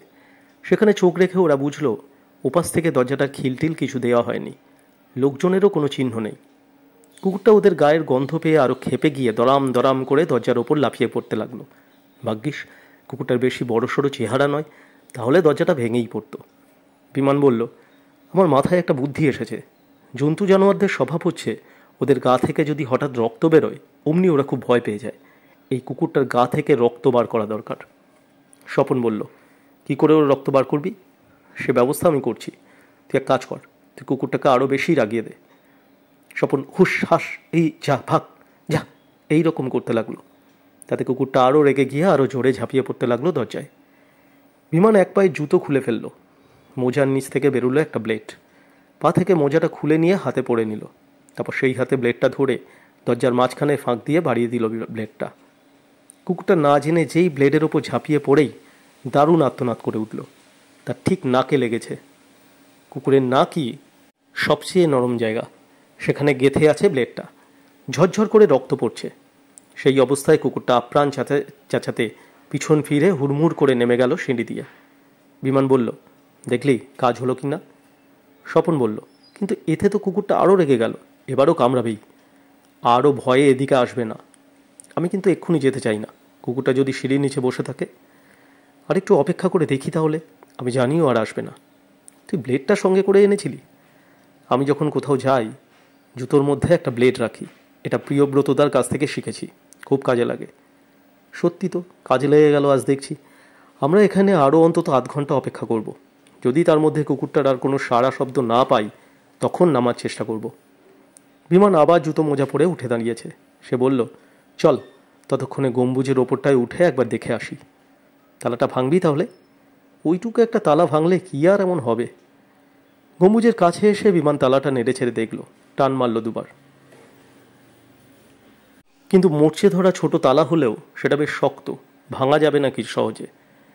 বিমান বলল, একটা কোনো লোহার ডান্ডা ফান্ডা ফেলে হতো। কিন্তু ছাদটায় সেরকম কিছু নেই। এক টুকরো ইঁটও পড়ে নেই কোথাও। স্বপন একটুখানি পিছিয়ে গিয়ে তারপর ছুটে এসে লাথি কষালো দরজাটায়। তাতেই কিন্তু কাজ হলো। তালাটা ভাঙল না, দরজার একটা কড়া খুলে বেরিয়ে এলো। ভেতরে ঢুকবার আগে বিমান বলল, সাবধান, দেখি স্বপন, এর ভেতর বাদুড় কিংবা চামচিকে থাকতে পারে। এইরকম জায়গায় ওদের বাসা থাকে। সঙ্গে সঙ্গে গম্বুজটার ভেতর থেকে কর করে একটা শব্দ হলো। চামচিকে বা বাদুড় নয়, তার থেকেও একটা বড় জিনিস। গম্বুজটার ওপর একটা শকুনের বাসা। একটা শকুন লম্বা ঘাড় ঝুঁকিয়ে ওদের দেখছে। বিচ্ছিরি দেখতে শকুনটাকে, ঘাড়ে একটাও লোম নেই, চোখ দুটো লাল লাল। স্বপন বলল, কাজ নেই আর ওপরে গিয়ে, অত বড় শকুন যদি ঠুকরে দেয়? বিমান বলল, শকুন কখনো জ্যান্ত মানুষকে ঠুকরায় না। শকুন শুধু মরা জিনিস খায়। না রে, আমি শুনেছি শকুন বাচ্চা ছেলেদের চোখ ঠুকরে নেয় অনেক সময়। কিন্তু আমরা তো বাচ্চা ছেলে নই, শকুনকে ভয় পাবার কি আছে? যদি আরও অনেক শকুন মিলে তাড়া করে আসে? এত ভয় পাচ্ছিস কেন? শকুন আমাদের কিচ্ছু করতে পারবে না। ওরা আসলে ভীতু পাখি, এর থেকে চিল অনেক হিংস্র। শকুনের বাসা তো তালগাছে হয়, মানুষের বাড়িতে বাসা বাঁধবে কেন? জেনে গেছে যে এ বাড়িতে মানুষ থাকে না। এর থেকেই আরও বোঝা গেল যে বাড়িতে কোনো মানুষজন এমনকি চোর ডাকাতও থাকে না। পশু পাখিরা এসব জিনিস ঠিক টের পেয়ে যায়। শকুনের বাসা তো তালগাছে হয়, মানুষের বাড়িতে বাসা বাঁধবে কেন? জেনে গেছে যে এ বাড়িতে মানুষ থাকে না। এর থেকেই আরও বোঝা গেল যে এ বাড়িতে কোনো মানুষজন এমনকি চোর ডাকাতও থাকে না। পশু পাখিরা এসব জিনিস ঠিক টের পেয়ে যায়। বেল ঘুরিয়ে হুসুস শব্দ করতেই শকুনটা ডানা ঝটপড়িয়ে উড়ে গেল। ওরা সাবধানে গোল ঘোরানো সিঁড়ি দিয়ে উঠে এলো। শকুনের বাসায় কোনো বাচ্চা নেই। বাচ্চা থাকলে অবশ্য একটু অসুবিধা হতো। মা শকুনি এত সহজে উড়ে যেতে রাজি হতো না। গোমুছটার ওপরে দাঁড়িয়ে দেখা যায় বহুদূর পর্যন্ত। চোখ একেবারে ভরে যায়। চতুর্দিকে ছোট ছোট পাহাড় আর জঙ্গল। অনেক দূরে একটা ছোট্ট নদী। রোদ্দুরে তার জল রূপোর মতো চকচক করছে। একটা রেল স্টেশনও দেখা যায় এখান থেকে। ওটাই বোধহয় ঝাঁঝা স্টেশন। বিমান বলল, বাড়িটা সত্যি দুর্গের মতন। এই গম্বুজটার ওপর দাঁড়ালে এ বাড়ির দিকে কখন কোন লোক আসছে তা আগে থেকেই দেখে ফেলা যাবে। স্বপন কোনো উত্তর দিল না। সে আকাশের দিকে চেয়ে আছে। শকুনটা মাথার ওপর গোল হয়ে ঘুরছে। শকুনরা সাধারণত দল বেঁধে থাকে, এখানে কিন্তু এটা একা শকুন। স্বপন ভাবছে, ওরা একটু অন্যমনস্ক হলেই যদি শকুনটা হুশ করে নিচে এসে ঠুকরে দেয়। এ বাড়িতে এসে এর মধ্যেই ইঁদুরের কামড় আর কুকুরের কামড় খেতে হয়েছে। এরপর যদি আবার শকুনের কামড় খেতে হয় তাহলে আর সহ্য করা যায় না। স্বপন বলল, চল আমরা এবার নেমে পড়ি। বিমান বলল, আর একটু দাঁড়া, আমার খুব ভালো লাগছে দেখতে। ওই দেখ, ওই মাঠটার মধ্যে কীরকম ধুলো উঠছে, ওখানে বোধহয় ঘূর্ণি আছে। স্বপন বলল, ঝড়ও উঠতে পারে, তার আগে নেমে পড়া দরকার। গম্বুজের ওপরের গোল মতন জায়গাটা কোমর সমান রোলহা রেলিং দিয়ে ঘেরা। এখানটা খুব হাওয়া, তাই স্বপন রেলিংটা শক্ত করে চেপে ধরে আছে। হঠাৎ তার মনে হলো রেলিংটা একটু যেন নড়ে উঠল। সে ভাবল, একি রে বাবা, এই রেলিংটাও ভেঙে পড়বে নাকি? কিন্তু এটা তো কাঠের নয়, লোহার। তারপর তার মনে হলো পায়ের তলার জায়গাটাও কাঁপছে, পুরো গম্বুজটাই দুলছে একটু একটু। স্বপন বড় বড় চোখ করে বিমানকে জিজ্ঞেস করলো, তুই টের পেয়েছিস? কি? গম্বুজটা একটু একটু দুলছে? দূর পাগল, ইট সিমেন্টের গম্বুজ কখনো দুলতে পারে নাকি? তুই দেখ, ভালো করে লক্ষ্য করে দেখ। কই, আমি কিছু বুঝতে পারছি না তো। বাড়িটার নিচের তলার দিক থেকে দুম করে একটা শব্দ হলো, যেন কেউ বিরাট একটা পাথর ছুঁড়ে মেরেছে। এ শব্দটা স্বপনও শুনতে পেয়েছে। সে কান খাড়া করে রইল। স্বপন বিমানের হাত খপ করে চেপে ধরে বলল, শিগগির নিচে চল। বিমান আর বাধা দেবার সময় পেল না। স্বপন তাকে টানতে টানতে নামিয়ে নিয়ে এলো গম্বুজটা থেকে। সঙ্গে সঙ্গে গম্বুজটার গা থেকে একটা ইট খসে পড়ল মাটিতে। স্বপন বলল, পুরনো বাড়ি থেকে এরকম ইট ফিট তো মাঝে মাঝে ভেঙে পড়েই। স্বপন চিৎকার করে বলল, ইডিয়েট, বুঝতে পারছিস না? ভূমিকম্প হচ্ছে, এক্ষুনি আমাদের ফাঁকা জায়গায় চলে যেতে হবে, না হলে মরব। ভূমিকম্প? যা! বিমান ওই কথা বলা মাত্রই পুরো ছাদটা মোষের পিঠের মতন একবার কেঁপে উঠল। বিমানও এবার স্পষ্ট বুঝতে পেরে বলল, তাই তো। স্বপন বলল, পুরনো বাড়ি এক্ষুনি ভেঙে পড়বে। কুকুর থাক বা না থাক আর চিন্তা করার সময় নেই। ওরা দৌড়ে এসে ছাদের দরজার শিকলটা খুলে ফেলল। তারপর দুপধাপ করে নেমে এলো সিঁড়ি দিয়ে। কুকুরটা বসে আছে দোতলার বারান্দায়। নাক থেকে ব্লেডটা খসে পড়ে গেছে, কিন্তু তখনও রক্ত ঝরছে। বিমান আর স্বপন দুজনের হাতেই বেল্ট। একদৃষ্টে চেয়ে আছে কুকুরটার দিকে। লাফিয়ে তেড়ে এলেই ওরা বেল্ট চালাবে। কিন্তু কুকুরটা এবার আর তেড়ে এলো না। সে এক জায়গায় বসে থেকে হাঁ করে মুখটা একটু বেঁকিয়ে খ্যাঁ খ্যাঁ শব্দ করতে লাগলো। বোঝাই যায় কুকুরটা ভয় পেয়েছে এবার। কুকুরটার পাশ দিয়েই ওদের যেতে হবে একতলা সিঁড়িতে। বেল্ট বাগিয়ে ধরে ওরা পা টিপে টিপে এগোতে লাগলো। কুকুরটা ওদের দিকে ঘাড় ঘুরিয়ে সেই রকম শব্দ করছে। ওরা এক ছুটে চলে এলো সিঁড়ির কাছে, তত্তর করে নেমে গেল। ওরা একতলায় পৌঁছানো মাত্রেই এক জায়গায় দেয়াল থেকে অনেকখানি ইট সুরকির চাপড়াক ভেঙে পড়ল হুড়মুড় করে, খানিকটা দূরে অবশ্য। বিমান বলল, কোন ঘরটা দিয়ে আমরা ভেতরে ঢুকেছিলাম? পরপর অনেকগুলো ঘরের দরজা জানলা খোলা, সব একরকম ঘর। কোন ঘরের ভাঙা জানলা দিয়ে ওরা ভেতরে এসেছিল তা বুঝতে পারছে না, কিন্তু আর দেরি করবার সময় নেই। যে কোনো সময় মাথার ওপর বাড়িটা ভেঙে পড়তে পারে। এক একটা ঘরে ওরা উঁকি মেরেই বেরিয়ে আসতে লাগলো। সেসব ঘরের জানলা বন্ধ, ঘরগুলো অন্ধকার, কিছুই বোঝা যাচ্ছে না। স্বপন বলল, হাওয়ায় বোধহয় সেই জানলাটা বন্ধ হয়ে গেছে। যে কোনো একটা ঘরের জানলা ঠেলে দেখা যাক। একটা জানলা খুলতেই দেখা গেল তাতে লোহার শিক আছে। আবার একটা জানলা, এরকমভাবে একটা জানলায় দেখা গেল একটা শিক ভাঙা। সেই ফাঁকা দিয়েই মাথা গলিয়ে ওরা বাইরে লাফিয়ে পড়ল। তারপর প্রাণপণে ছুটল। ছুটতে ছুটতে ওরা সেই বাড়ির বাগান পেরিয়ে এসে পাহাড়ের গা ধরে খানিকটা নেমে এসে তারপর থামল। স্বপন হাঁপাতে হাঁপাতে বসে পড়ল একটা পাথরের ওপর। বিমান জামার হাতায় কপালের ঘাম মুছল। বুকের ভেতরটা দারুণভাবে কাঁপছে। এক্ষুনি একটা কিছু হয়ে যেতে পারত। সবচেয়ে বেশি ভয় লাগছিল নিচতলাতে এসেও সেই ভাঙা জানলাটা খুঁজে না পেয়ে। বিমানও স্বপনের পাশে বসে পড়ে বলল, এখানকার মাটি তো কাঁপছে না। স্বপন বলল, থেমে গেছে মনে হচ্ছে। বাড়িটা ভেঙে পড়লো না তো? বাড়িটা আমাদের মাথার ওপর ভেঙে পড়লে বুঝি তুই খুশি হতিস? না, আমরা বেরিয়ে আসবার পরই সব থেমে গেল মনে হচ্ছে। দাঁড়া, আর একটু জিরিয়ে নেই। তোর পাল্লায় পড়ে আর একটু হলে প্রাণটা যাচ্ছিল। একটা বিচ্ছিরি ভূতের বাড়ি। কোথায়? ভূত দেখলাম না তো। ভূত না থাকলেও ভূতুরে। বাড়িটার মধ্যে সবসময় আমার গাটা শিরশির করছিল। যেই বেরিয়ে এসেছি তারপর থেকে ভালো লাগছে। চল। পাহাড়ের যে দিকটায় সিঁড়ি কাটা, ওরা সেদিকে আসেনি। দৌড়ে ঝোঁকে অন্যদিকে চলে এসেছে। কিন্তু এখান থেকেও পাহাড়ের পেছনে জঙ্গলটা দেখা যায়। ওর মধ্য দিয়ে ওদের ফিরতে হবে। পাহাড়ের গা দিয়ে নামতে নামতে বিমান বলল, আমার সবচেয়ে আশ্চর্য লেগেছে কোনটা জানিস? একটা ঘরের মধ্যে কতগুলো জ্যান্ত ইঁদুর ঘুরে বেড়াচ্ছে, আর একটা সাপ সেখানে মরে পড়ে আছে। এটা খুব অদ্ভুত না? স্বপন বলল, আর মানুষের বিছানায় একটা কুকুরের শুয়ে থাকাটাই বা কম অদ্ভুত কিসের? তাও পাগলা কুকুর।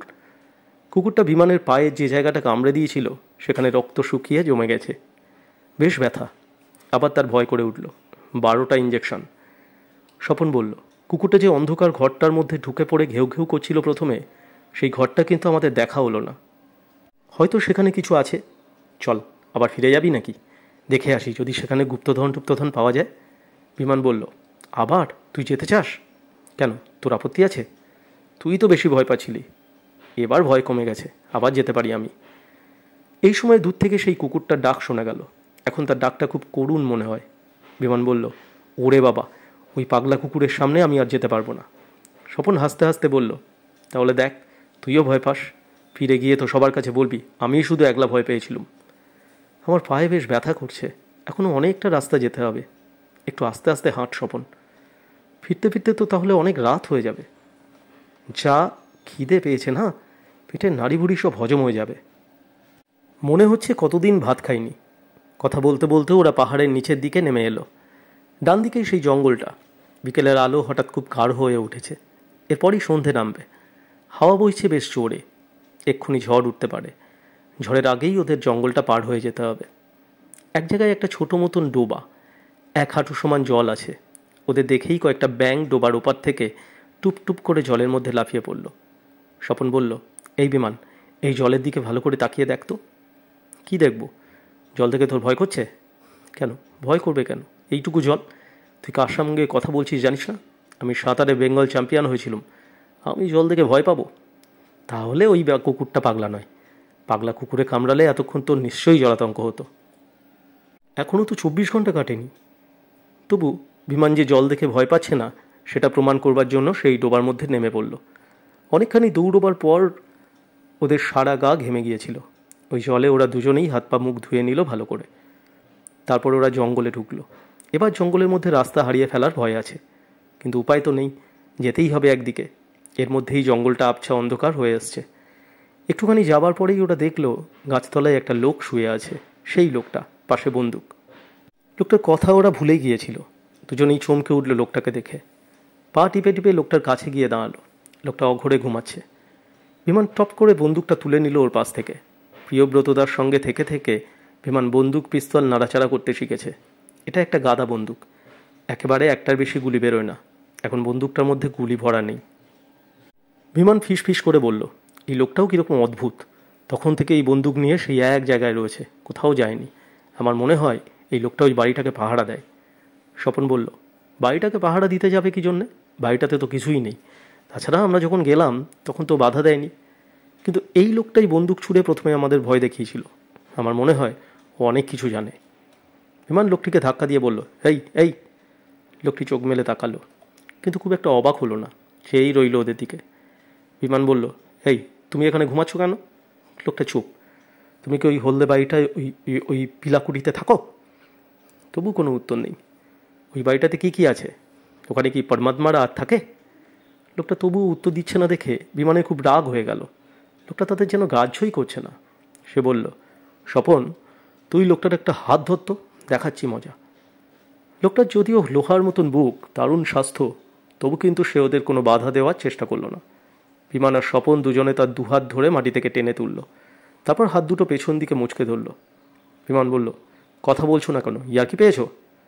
লোকটা হঠাৎ মস্ত বড় হাঁ করল, যেন ওদের কামড়ে দেবে। ওরা দারুণ চমকে গেল লোকটার মুখের ভেতরটা দেখতে পেয়ে। মুখের মধ্যে কোনো জিভ নেই, হয় ওর জিভটা একদম গোড়া থেকে কাটা, অথবা জন্ম থেকেই জিভ ছিল না। একথা বলবে কি করে? ভয় পেয়ে গিয়ে ওরা লোকটাকে ছেড়ে দিল। লোকটার সামনে আর দাঁড়াতেও ওদের গা শিরশির করছে। বন্দুকটা মাটিতে ফেলে দিয়ে ওরা ছুটল। ঝড়ও শুরু হয়ে গেল সঙ্গে সঙ্গে। ওরা ছুটতে ছুটতে একবারও না থেমে জঙ্গলটা পার হয়ে গেল। এবার আর রাস্তা চিনতে ভুল হবে না। হলদে বাড়িটা ওদের কাছে রহস্যময়ই রয়ে গেল। ওরা ওখানে ভূত দেখেনি, কোনো মানুষ দেখেনি, অথচ কি যেন আছে। একটা পুরনো মুখোশ, কিছু ইঁদুর, একটা মরা সাপ আর একটা পাগলা কুকুর। যে কোনো পুরনো নির্জন বাড়িতেই এসব থাকতে পারে। তবু ওদের মনে হয়েছিল বাড়িটাই যেন জ্যান্ত, ও বাড়িটাই ওদের বেশিক্ষণ ভেতরে রাখতে চায় না। আরও একটা কথা, বিমান আর স্বপন পরে অনেককে জিজ্ঞেস করে জেনেছে যে সেদিন বিকেল 4:30 সময় আর কেউ কোথাও ভূমিকম্প টের পায়নি। খবরের কাগজেও কোনো ভূমিকম্পের কথা নেই। ওরাই শুধু এই বাড়িটার মধ্যে ভূমিকম্প দেখেছে। সেটাও একটা রহস্য। বাড়িটা ওদের সত্যি তাড়িয়ে দিতে চেয়েছিল।